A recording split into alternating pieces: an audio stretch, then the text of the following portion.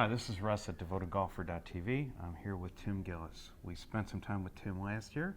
Yes, sir. And we're going to do it again. We're going to talk about some changes to the product line. Okay. So, lighter weight shafts. There have been a change. You've rebranded the Sikua. Yeah, just like anything else, we're in our third year. So in our infancy, we had some ideas on how to make some things lightweight, increase some club head speed for the average golfer, and give them some benefit.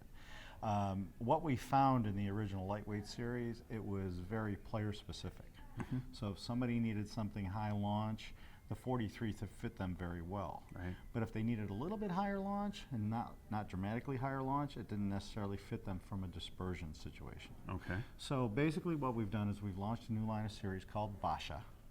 And That's- it's a new and that's improved. spelled- Yeah, okay. it's B- B dot Yeah. ASHA. Okay. And the interesting part of that, Russ, we've talked about the artwork. The gentleman that did that artwork for us is a Disney animator. Really? Out in Los Yeah. Angeles, California. But he was born and raised in Asia, and his name is Ash Bahrain. So that was a little bit too much to put on there. So Yeah, we yeah. negotiated with him, and we came up with Vyasha. Okay. But it is as anything else, it's a new and improved version of the lightweight series.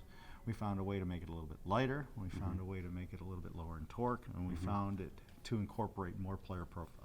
So when I think lower in torque, I think tighter. Yes. Are you seeing better dispersion numbers off of that? in your Better testing? shot dispersion. One of the things we did with our 4 series, which used to be the 43, is the 43 had a very big butt. So it was difficult for the player that probably needed that spec Right. to play with the shaft. Right, we've so the made little butt hands diameter now smaller. can get, so you can we get a made- smaller grip on it. Exactly. You can for get the a little standard hands. grip on it. Yeah. Good, good. And it's more for that player. You know, I kind of call it the blue collar shaft. It's for guys that have gotten older that are still strong. So it's fairly stiff in the butt, but it's softer in the tip. Before it was a dramatic. Now we've flattened it out a little bit and give it a little bit better dispersion and playability for people. Yeah, I haven't gotten to the profiles yet, but the profiles will be posted up next to this, so people that are watching this interview will be able to see the profiles on Okay, that as great. well. Yeah. Thank you. And so, continuing towards lightweight, you've taken the Dromos Yes. and you've relabeled it.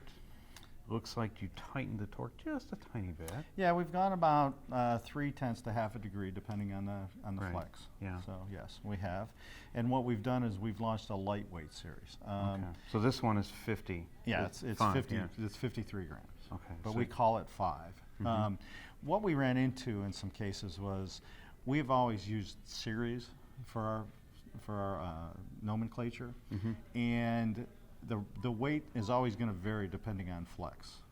So if we put 55 on there and somebody got an X flex that weighed 57 grams, they would give us a hard time. So in a way, Right, it's not right, right. 55.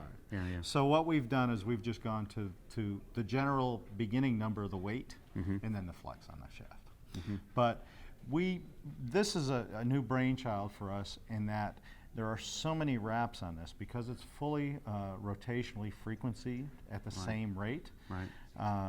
The wraps were so difficult at the beginning that we couldn't make anything this light. So it took us a little bit to evolve into a lighter weight shaft that at every rotation is the exact same frequency. I can tell you from measuring the hard plane versus the soft plane that you're out there with the best of them, if not the best that Thank I've you. seen on this. There's virtually no difference in hard and soft here, which means spining is a thing of the past.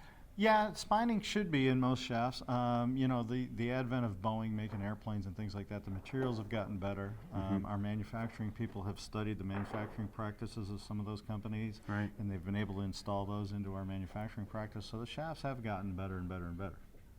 So in the lighter weight shafts, you were talking about flighting before. Let's go back to that a Yes. little bit.